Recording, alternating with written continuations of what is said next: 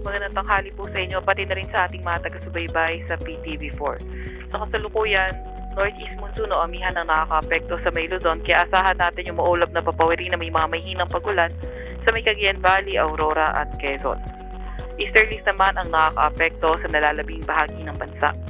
Sa Metro Manila at nalalabing bahagi ng Luzon, asahan natin partly cloudy to cloudy skies, may mga mahinang pagulan, at sa nalalabing bahagi ng bansa, partly cloudy to cloudy skies, may mga tsansa ng mga localized thunderstorms.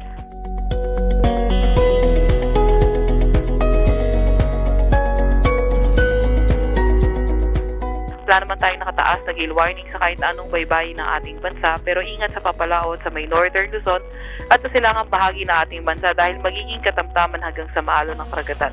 Wala naman tayong namomonitor na low pressure area or bagyo sa loob or malapit sa ating Philippine Area of Responsibility. Ito naman ang ating 3-day weather outlook. Ito naman ang update sa ating mga dam.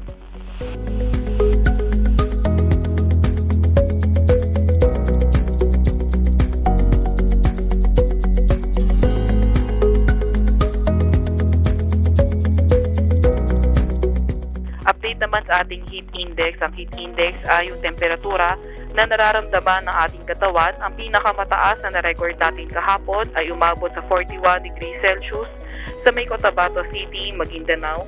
At sa Metro Manila, ang inaasahan nating magiging heat index dito sa may Quezon City ay around 36 degrees Celsius for today. At yan muna ang latest mula sa Weather Forecasting Center ng Pag-asa, Veronica C. Torres.